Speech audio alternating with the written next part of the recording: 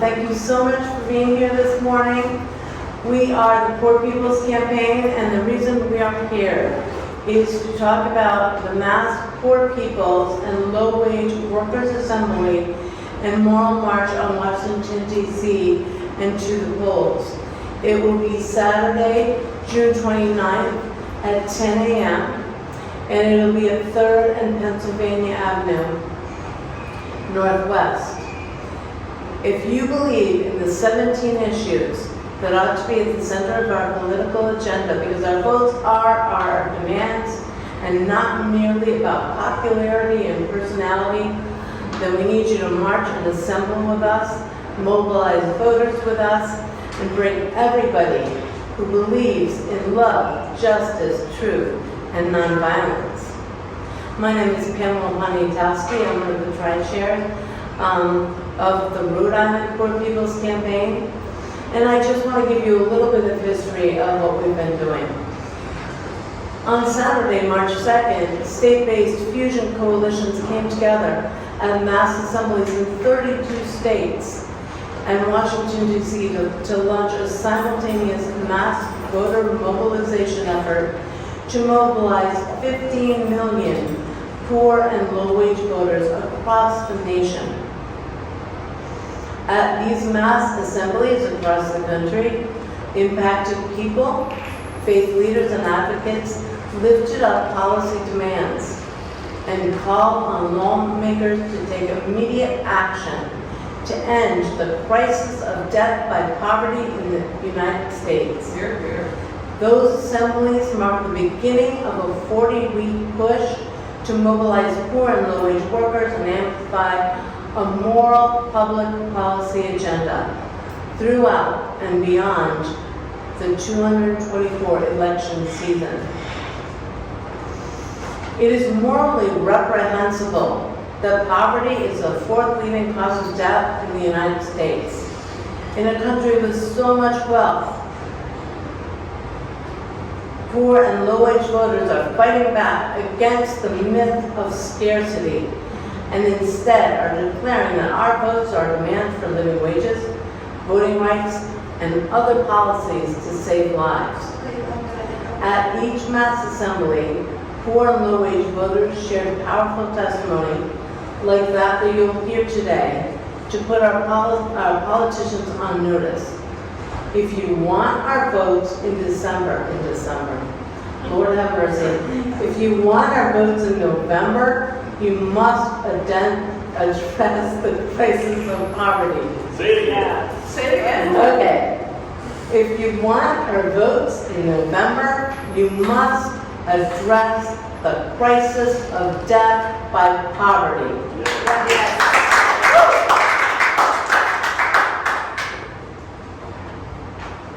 Now, if we could have some of our friends come up and speak. Kevin? Thank you, Matthewson Church, for hosting us and hosting our press conference. This is Kevin Simonson. Kevin Simon, the director of Matthewson Street Church.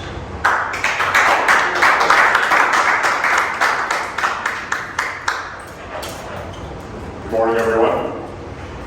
Each day, hundreds of Rhode Islanders sleep outside. Yes. There are not enough shelter beds, and there is a tremendous lack of affordable housing, which leaves so many of our residents without a place to rest their head at night.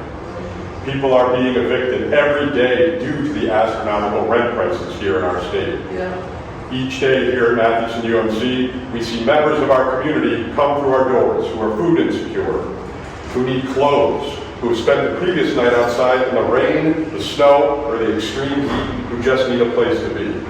This is not okay. Every single person walking this earth should have food, clothing, and shelter. I am here along with members of our community today to stand with the Poor People's Campaign, a national call for moral revival, and with the Rhode Island Poor People's Campaign. It is time to wake up. It is time for our voices to be heard. It is time to demand that people who are in positions to create change do just that. The vision for our world is one that is rooted in love and in fixing the injustices that we see every single day. Amen. We urge you to join us on June 29th in Washington, D.C. to be a part of creating change, of creating a world that we all want. One where everyone has a roof over their head, food to eat, clothes to wear, access to health care, a good education, where we have clean air and clean water to drink, a world where we have peace. Join us. God bless. Yeah.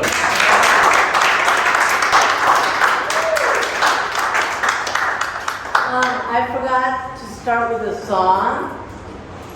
So we want to get a feeling of camaraderie, and we want our hearts to beat in the same rhythm. So if you are able, would you stand with me? This song is Everybody Has a Right to Live. And we do Everybody Has a Right to Live. Everybody has a right to live. We say poverty no more. We want justice for the poor. Everybody has a right to live. Everybody has a right to live. Everybody has a right to live. We say poverty no more. We want justice for the poor. Everybody has a right to live. Do it again. Everybody has a right to live. Everybody has a right to live. We say poverty no more. We want justice for the poor. 'Cause everybody's got a right to live. Thank you.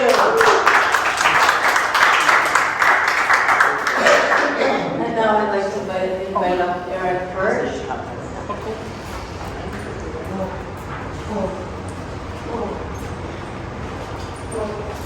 Thank you, Pamela.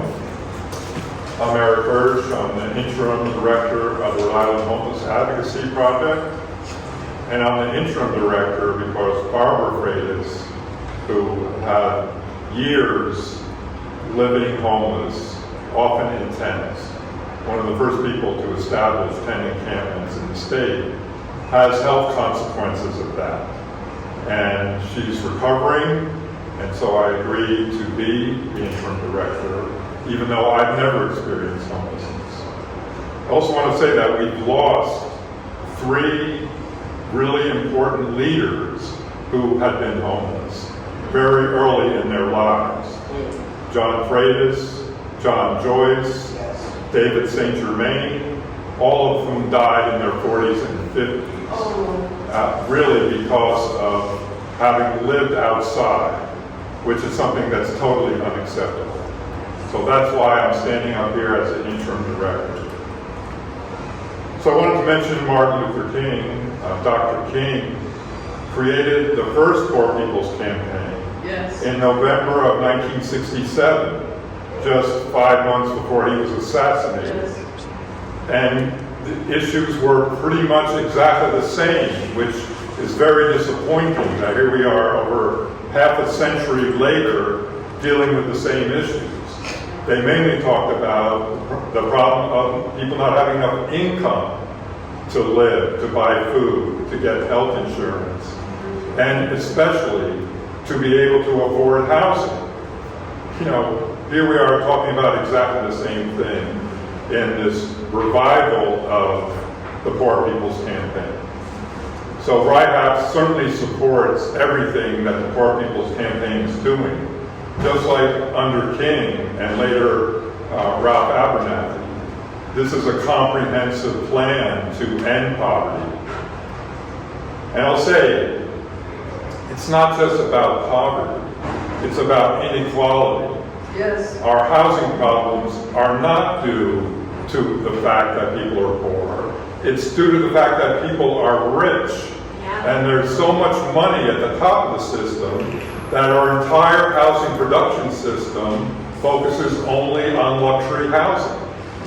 Somebody show me even a middle income house or apartment that's been produced recently. There aren't any, there are 0.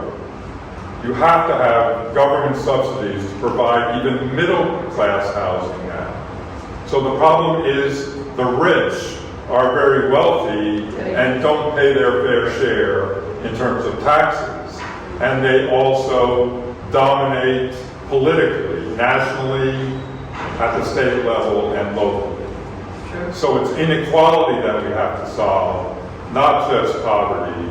It's something that we really need to do to be able to have a successful anti-poverty campaign.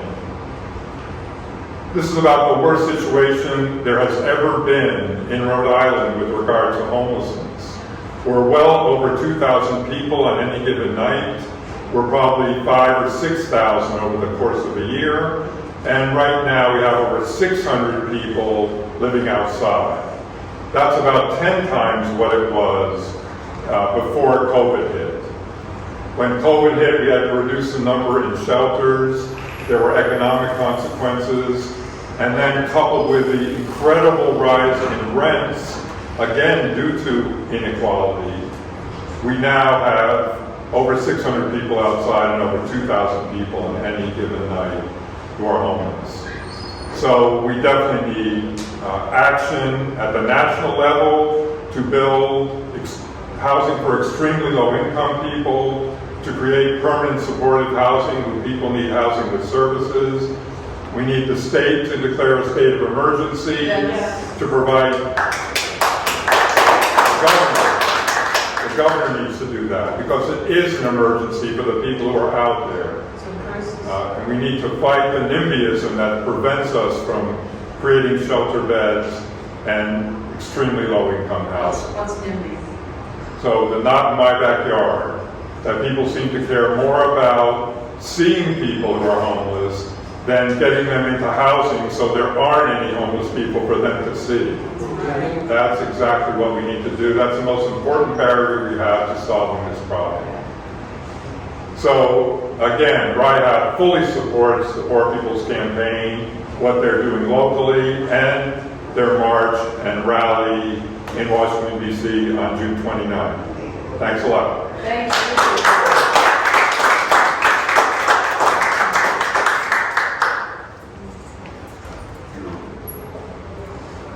And now we have one of our members of the Rhode Island Poor People's Campaign, Diamond.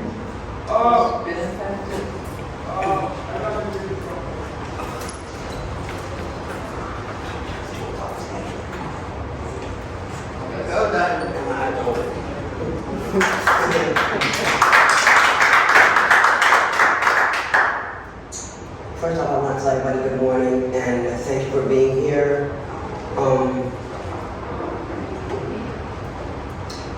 This is a touchy situation. I was out there when Barbara Friedrich was out there.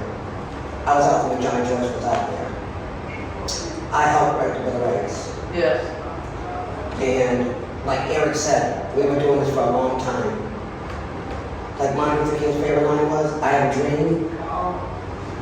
I have a dream too.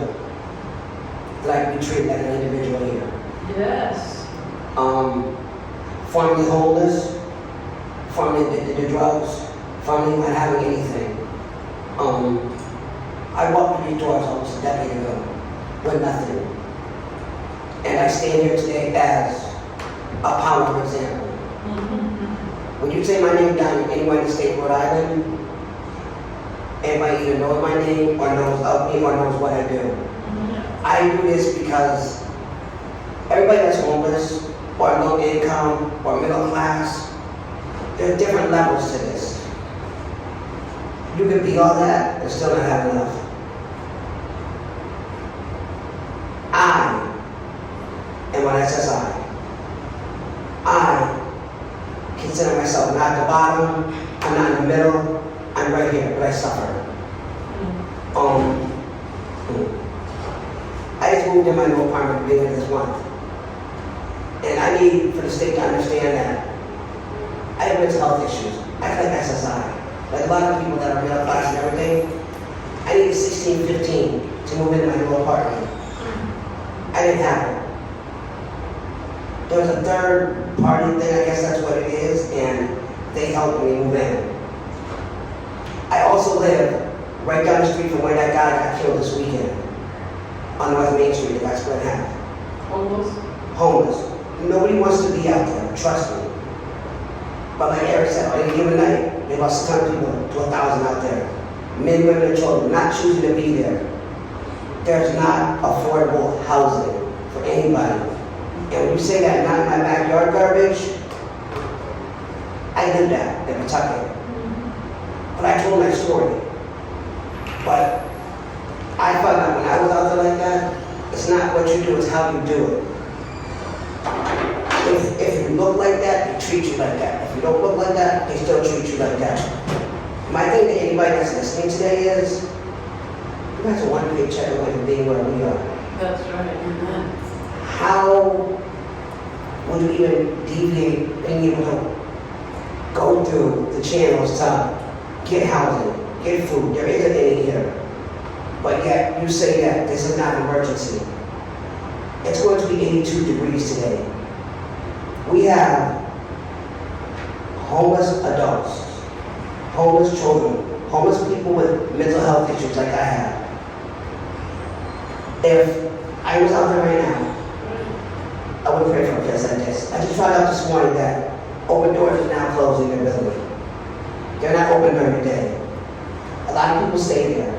That's safety for them, from the cold, from the rain. They don't have that. God was crying this morning when he came down and just asked for a simple blanket. The simple things that upper class people take for granted, people like me treasure. A blanket, a pillow, a hot meal. Someone to say, it's gonna be okay today. You don't have to fight this fight alone. Right. This church is a safe haven for people. Yes. And we need more of these churches like this. Because without places like this, more people are going to die this summer out there. So I'm asking again.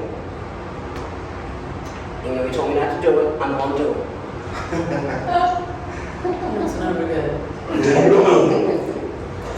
Governor, All right. Danny, we need a state of emergency now. All Not right. tomorrow, we need this now. We need this 3 months ago. We Yes. need it now. Yes. Mayor Snyder. Check the cheetah.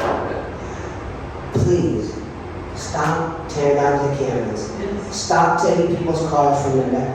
If they can't afford a house, they have to sleep in a car. Consider what the source is. Consider what they go through. These are working people too. And you're just saying it's okay to take something from them. They don't know about homelessness. Homelessness is not the same as what it was, like Eric said, Martin Luther King being out here, or when it like Trayvon Martin. They have all these situations like that. It was different then. It is a crisis now. It's not a crisis, it's an epidemic. It's a systematic epidemic where it needs to stop. If you don't want to stop it, that's fine. Then I need you to come out here, get rid of your bank cards, your phones, your drivers, all the pretty stuff you have. Come walk in our street for a week. And you tell me if you could do it. I'm not homeless anymore. But I still have a fear of being homeless because Yes. I don't know. Well, I know now I can pay my rent, but you don't know if you can pay your rent. You don't know if your check's gonna come. You don't know these situations. And for have someone sit there and try to judge you or make choices for your life that you don't know about, please don't do that because I'm a good person now. I want the best for me. I want the best for everybody that's out there. I do this because this is my heart. This is my passion. Because when I was out there, the few people that were here, and one was right there.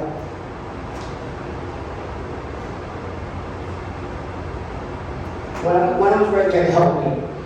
Yeah. That's watch me walk, we just walk. Yeah. That's watch me be in this hospital bed. You know, for a certain few of you that are here, I'm just gonna call you out because I don't need to tell you this all the time. Eric, Kevin, Lisa, Wendy, there's probably more of you in this building. I thank you. Because if it wasn't for you guys, I don't know where I'd be today. Like you said, Eric, the statistic rate for us being homeless is 40, 50. I'm 56 and broke. The streets have broken me, but the streets haven't killed me. You don't care when we die. People in this church care. I just want you to take that into consideration, and we're good people here. We just want the simple things that you guys have in life.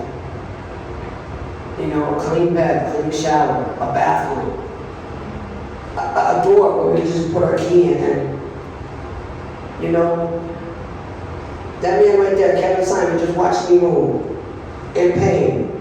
Yeah. I live on the 3rd floor now because I couldn't get a 1st floor because again, there's no housing. I didn't take what I could get at that moment. But I tell you what, that man right there made sure that I had everything and I was safe in my new house. I wasn't in fear. Because when you say safe affordable housing, you really need to diagram your chart that says safe affordable housing. Safe affordable housing means it's safe. It's affordable. You're not freezing in the winter. Your landlords don't torture you. So please, you know, when you guys go home, you guys gotta talk to your friends and everybody about this situation. Don't remember me, because I'm good. I'm always gonna be on my ground, whatever I have to do. Remember the ones that are out there that are not in my position today, Yes. that can't come in and speak about it because of you'll have a bed taken from you, or something else will happen from the shelter. But remember my words, and if you don't remember my words, remember my face, because I was that face out there. I'm the face now for fighting for this. Yes. Think about everything we do today. Just remember, Martin Luther King had a dream. Why can't we have a dream? This is our dream today. So please,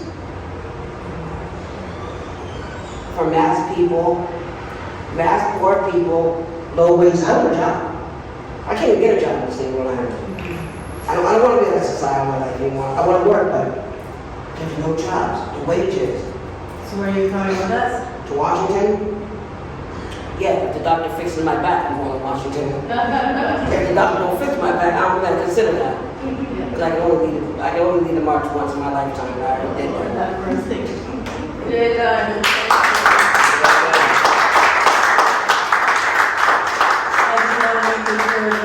337,000 people in Rhode Island that are poor and low wealth. And those people are $400 away from a complete disaster that they don't know is coming. And any of us could be in that spot, or is closer to that with anyone becoming a millionaire. And this is why we're marching. This is why we're asking for a 3rd Reconstruction. And this is why we're asking for our legislators to listen to us as voters, to start doing the things that we need, that will raise us up. Because if you lift from the bottom, everybody rises. Yes. And now, I would like our friends from the George Wiley Center. Oh, are you not planning to speak? Sorry. Okay, well, thank you so much. Thank you. We have members from the George Wiley Center here to support us. What's their purpose? And we have Jonathan. Do you want to say a few words? Sure. Come on up.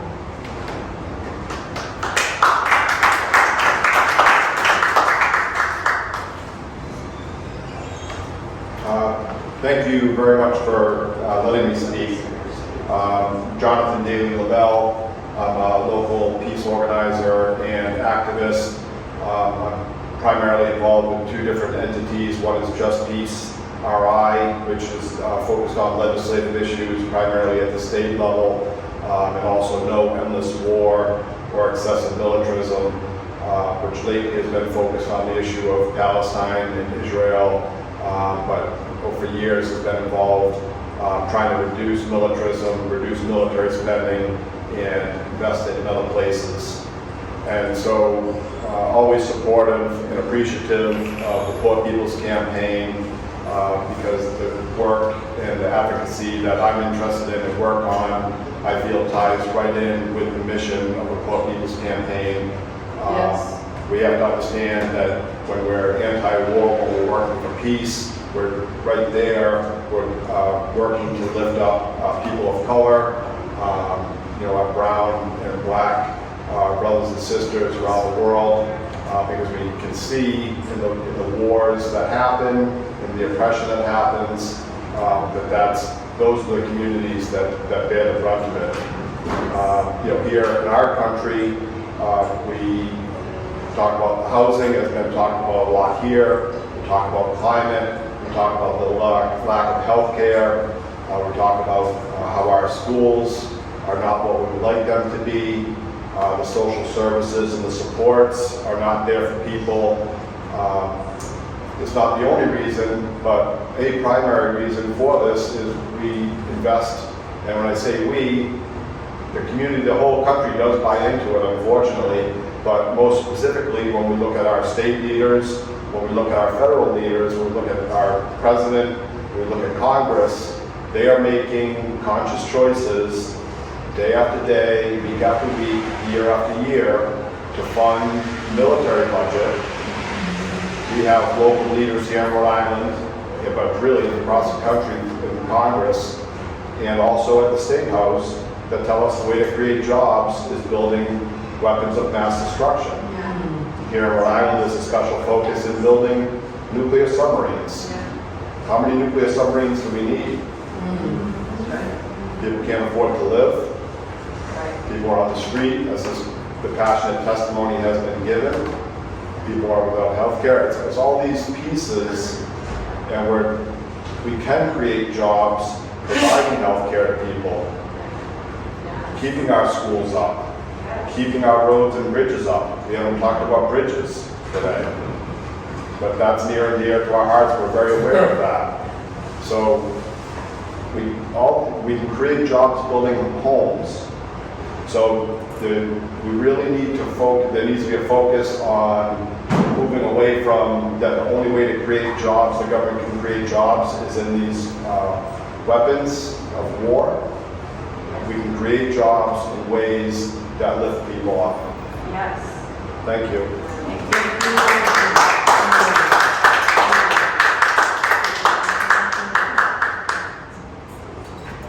If your organization or you yourself believe in abolishing poverty as a forfeiting cause of death in this country, join us on June 29th.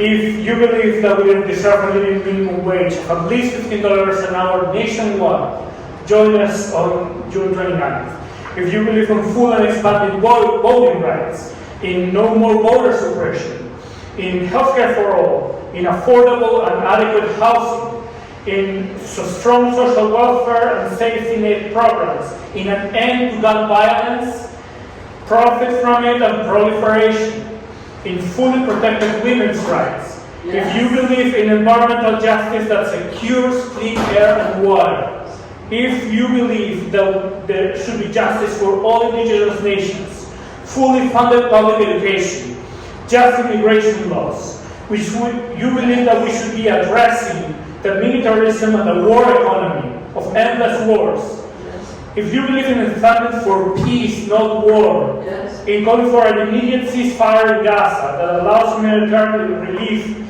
the release of all hostages, and peace and justice to be pursued, and an end to genocide around the world. Yes. If you believe that we deserve an end to hate, division, and an extremist political agenda, yes, join us in June 29th. You can text to us this way with Moral 38542. You can write to us directly at Rhode Island at poorpeoplescampaign.org if you or your organization believes in any of these points in our agenda and believes that we need this now and believes that that's why we need to march on June 29th. Join us. Yes.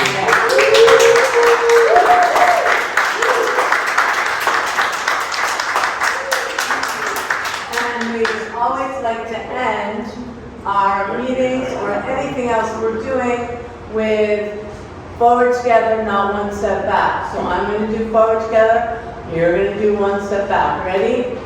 Forward together. No one step back. Forward together. No